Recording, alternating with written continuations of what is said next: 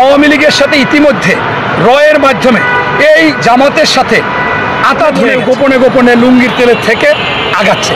একটা হচ্ছে পিয়ার মানি হচ্ছে জামানত ফিরিয়ে আনার একটা পথ কৌশল। কারণ যদি এমনি দাঁড়ায় ম্যাক্সিমাম জায়গায় জামানত থাকবে না, কারণ 96 সালে 3টে আসন পাইছিল। আর এই যে আজকে পুজো মণ্ডপে যা করতেছে, মানে তার মানে আমি বলতে চাচ্ছি তাদের যে কোনোভাবে ছলে বলে কলে কৌশলে মিথ্যা সত্য যা কিছু করে বলে ক্ষমতা চাই, এই দুইটার ব্যাপারে তারা খুব দৃঢ়ভাবে আছে।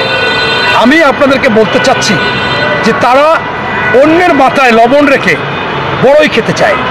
আপনারা জানেন যে আওয়ামী লীগের সাথে ইতিমধ্যে রয়ের মাধ্যমে এই জামাতের সাথে আতাত হয়ে গেছে এবং 20%-এরও বেশি আওয়ামী লীগ জামাতে যোগদান করেছে, নিয়ে আসছে, তাদের ভোট আনবে। আমি আমার এলাকায় গিয়েছিলাম, একটা ইউনিয়ন তেলিগাতি ইউনিয়ন, সেই ইউনিয়নটায় 90% সবসময় আওয়ামী লীগ, বিএনপির সময়।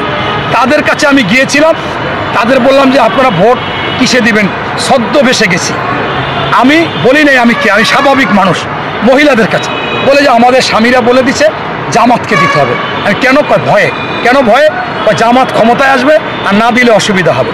এখন আমাদের তো আওয়ামী লীগ করতাম আগে, আমরা এখন জামাতে ভোট দেব।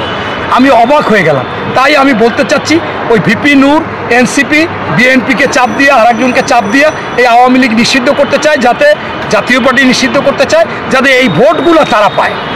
এইটা হচ্ছে তাদের। আর ওদিকে তাদের সাথে সুসম্পর্ক রাখতেছে।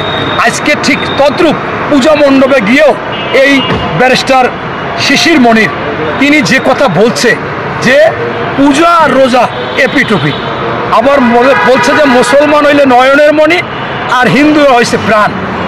আবার এই কথা বলছে এরপর আবার সেইটার উপরে যুক্তি তুলছে যে